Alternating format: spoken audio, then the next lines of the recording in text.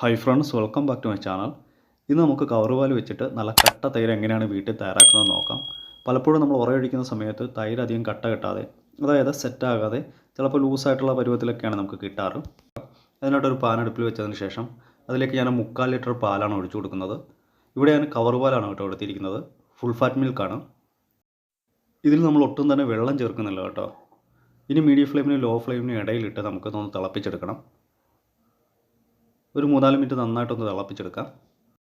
പാലടുപ്പിൽ വെച്ച് കഴിഞ്ഞാൽ പ്രത്യേക ശ്രദ്ധ വേണം, തിളച്ച് തൂകാനുള്ള സാധ്യതയുണ്ട്. ഒന്ന് തിള വന്ന് തുടങ്ങുന്ന സമയത്ത് ഫ്ലെയിം തീരെ കുറച്ചിട്ട് കൊടുക്കാം. ഇതുപോലെ നന്നായിട്ട് ഇളക്കി കൊടുത്തുകൊണ്ടേ ഇരിക്കണം. ഇവിടെ പാലിന് 2-3 തിള വന്നിട്ടുണ്ട്. ഇനി ഫ്ലെയിം ഓഫ് ചെയ്ത് വാങ്ങി വെക്കാം.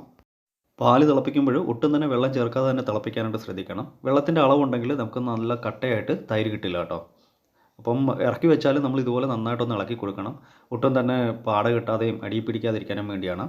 ഇനി പകുതി ചൂടാറി വരുന്ന സമയത്ത് നമുക്കൊരു പാത്രത്തിലേക്ക് ചേർത്ത് കൊടുക്കാം. നമ്മൾ ഏത് പാത്രത്തിലാണോ ഉറയൊഴിക്കുന്നത് ആ പാത്രത്തിലേക്ക് മാറ്റി കൊടുക്കുന്നുണ്ട്. ഞാനിവിടെ ഒരു ഗ്ലാസ് ബൗളിലാണ് കേട്ടോ ചേർത്ത് കൊടുക്കുന്നത്. പാൽ മുഴുവനായിട്ടും ഗ്ലാസ് ബൗളിലേക്ക് ചേർത്ത് കൊടുത്തു. ഇപ്പോഴും പാലിൻ്റെ ചൂടെന്ന് പറയുന്നത് തൊട്ടാൽ പൊള്ളാത്ത ഒരു പരുവമായിരിക്കും കേട്ടോ. ഇനി നമുക്ക് ഉറയൊന്ന് റെഡിയാക്കി എടുക്കാം. അതിനായിട്ടൊരു ചെറിയൊരു ബൗളിലേക്ക് 2 ടേബിൾ സ്പൂൺ തൈര് ഉടച്ചത് ചേർത്ത് കൊടുക്കുന്നുണ്ട്. ഇനി ഇതിലേക്ക് ഒരു തവി പാല് ചേർത്ത് കൊടുക്കാം. അത് ചെറിയ ചൂടോടുകൂടിയുള്ള പാലാണ് കേട്ടോ ചേർത്ത് കൊടുക്കുന്നത്. അതിനുശേഷം ഇത് നന്നായിട്ടൊന്ന് മിക്സ് ചെയ്തെടുക്കാം. ഇപ്പോൾ പാൽ ഉറയൊഴിക്കുമ്പോൾ നമ്മൾ പാലിന് ഒരു ലൈറ്റായിട്ടുള്ള ചൂട് വേണം കേട്ടോ. ഒത്തിരി തണുക്കാനായിട്ട് വെയിറ്റ് ചെയ്യേണ്ട. ചെറിയ ചൂടുള്ള പാലിൽ ഉറയൊഴിച്ച് വെക്കുമ്പോഴാണ് തൈര് നല്ല സെറ്റായിട്ട് ഉറ കൂടിയിട്ട് നല്ല കട്ട പരുവത്തിൽ കിട്ടുക.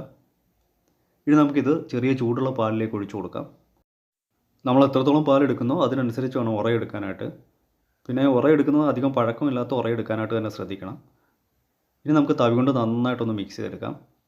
നമ്മൾ ചേർത്ത് കൊടുത്ത ഉറ നമ്മൾ പാലിൽ കാച്ചതിൽ നന്നായിട്ടൊന്ന് യോജിച്ച് കിട്ടണം. ഇതുപോലെ നന്നായിട്ടൊന്ന് മിക്സ് ചെയ്തെടുത്തിട്ടുണ്ട്. ഇനി നമുക്കിത് റെസ്റ്റ് ചെയ്യാനായിട്ട് മാറ്റി വെക്കാം. ഞാനിവിടെ മൂടി വെച്ചിട്ട് 8-10 മണിക്കൂർ റെസ്റ്റ് ചെയ്യാനായിട്ട് മാറ്റി വെക്കുന്നുണ്ട്. നല്ല ചൂടുള്ള ക്ലൈമറ്റ് ആണെങ്കിൽ 8 മണിക്കൂർ കൊണ്ട് തന്നെ തൈര് നല്ല കട്ടിയായിട്ട് കിട്ടും, നല്ല സെറ്റായിട്ട് കിട്ടും. ഇവിടെ ഞാൻ 10 മണിക്കൂറിന് ശേഷമാണ് എടുക്കുന്നത്. ഇവിടെ തൈര് നല്ല സെറ്റായിട്ട് വന്നിട്ടുണ്ട്, നല്ല കട്ടയായിട്ട് തന്നെ കിട്ടിയിട്ടുണ്ട്. വളരെ കുറച്ച് കാര്യങ്ങൾ ശ്രദ്ധിച്ചാൽ വീട്ടിൽ തന്നെ നമുക്ക് നല്ല കട്ട തൈര് തയ്യാറാക്കിയെടുക്കാം. ഞാനൊരു സ്പൂൺ കൊണ്ട് ഇതൊന്ന് കോരിയെടുത്ത് കാണിച്ചു തരാം. കണ്ടില്ലേ, ഇങ്ങനെയാണ് നമ്മുടെ തൈര് കിട്ടിയിരിക്കുന്നത്. ഇതൊരു പാത്രത്തിലേക്ക് ഞാൻ മാറ്റി കൊടുക്കുന്നുണ്ട്. തൈര് ശരിക്കും ഉറ കൂടിയിട്ടില്ലെങ്കിൽ നമ്മൾ എടുക്കുന്ന സമയത്ത് കുറച്ച് വെള്ളവും കുറച്ച് കട്ട കിട്ടിയായിരിക്കും ഉണ്ടായിരിക്കുക. ഇതിപ്പോൾ നല്ല പെർഫെക്റ്റ് ആയിട്ട് തന്നെ നല്ല കട്ടയായിട്ട് തന്നെ കിട്ടിയിട്ടുണ്ട്. അപ്പോൾ എല്ലാവരും ഇതേ രീതിയിൽ ട്രൈ ചെയ്ത് നോക്കണം. ഈ വീഡിയോ യൂസ്ഫുൾ ആയിട്ട് തോന്നുകയാണെങ്കിൽ മാക്സിമം ഷെയർ ചെയ്ത് സപ്പോർട്ട് ചെയ്തേക്കണേ. നല്ലൊരു റെസിപ്പിയുമായി വീണ്ടും കാണാം. Thanks for watching. ബൈ.